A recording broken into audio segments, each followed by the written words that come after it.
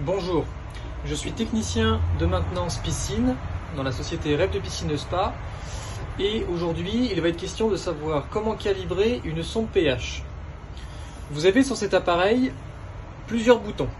Un bouton d'allumage à gauche, un bouton de paramètres et sur la droite un bouton avec positionné Cal. C'est ce bouton qui va nous aider à rentrer dans les paramètres de calibration.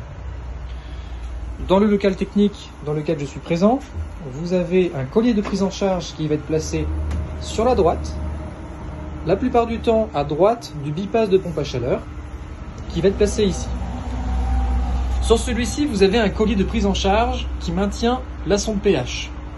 Avant de pouvoir retirer cette sonde pH, il va être très important de commencer par éteindre la pompe de filtration. Sur ce coffret électrique piscine, vous avez un bouton qui va être placé selon les générations, soit en façade, soit sur le côté droit. Je vais d'abord, dans un premier temps, la mettre sur position 0 pour que ma filtration s'arrête. Une fois que c'est fait, vous allez pouvoir dévisser la sonde pH qui est placée à cet emplacement-là, à la main, sans outillage. Je dévisse cette pièce. Une fois que c'est fait, je peux retirer ma sonde délicatement vers le haut et vous allez pouvoir voir apparaître une pièce en plastique ainsi qu'un joint. Un joint d'étanchéité. Je vais pouvoir mettre de côté ma sonde ici. Et vous pouvez remarquer qu'il y a une solution pH 7.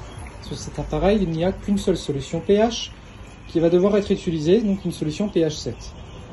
Vous avez également besoin de vous munir dans votre kit d'un bouchon. Ce bouchon que je vais pouvoir placer directement sur l'emplacement de la sonde initialement, que je vise toujours à la main. Un serrage relativement normal.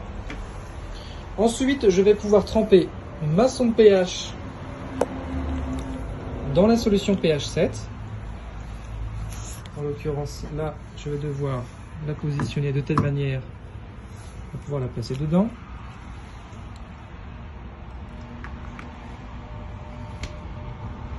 Et évidemment, le plus important, c'est qu'elle tienne. Comme ceci. Ensuite, je vais pouvoir redémarrer ma filtration en position manuelle.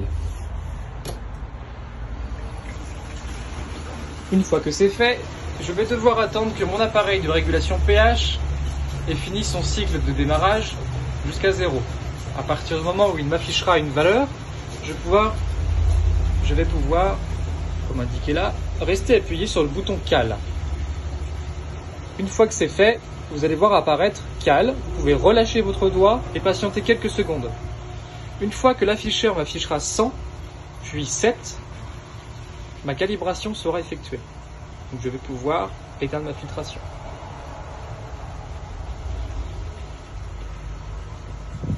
Voilà. Ma filtration peut être éteinte sur position 0. Je reviens au niveau de mon collier de prise en charge qui maintient cette sonde. Délicatement, je vais pouvoir retirer la solution pH de la sonde. Retirer le bouchon.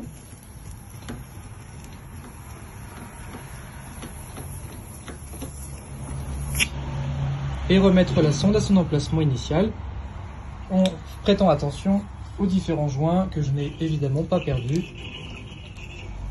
Je replace ma sonde bien droite, sans la mettre en contact avec le fond, légèrement relevée,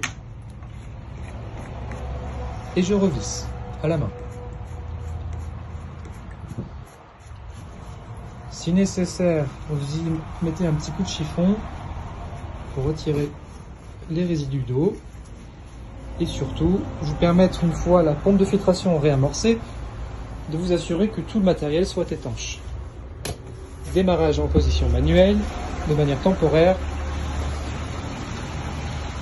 et vous pouvez constater que le matériel est étanche. À partir de cet instant, vous allez donc toujours attendre que votre appareil se rallume au bout d'une quinzaine de secondes et vous affiche une valeur qui actuellement est légèrement trop élevée, mais mon appareil va automatiquement démarrer d'ici quelques minutes pour pouvoir réactualiser mon pH aux alentours de 7,3 à 7,4 selon le paramétrage d'usine. Et voilà.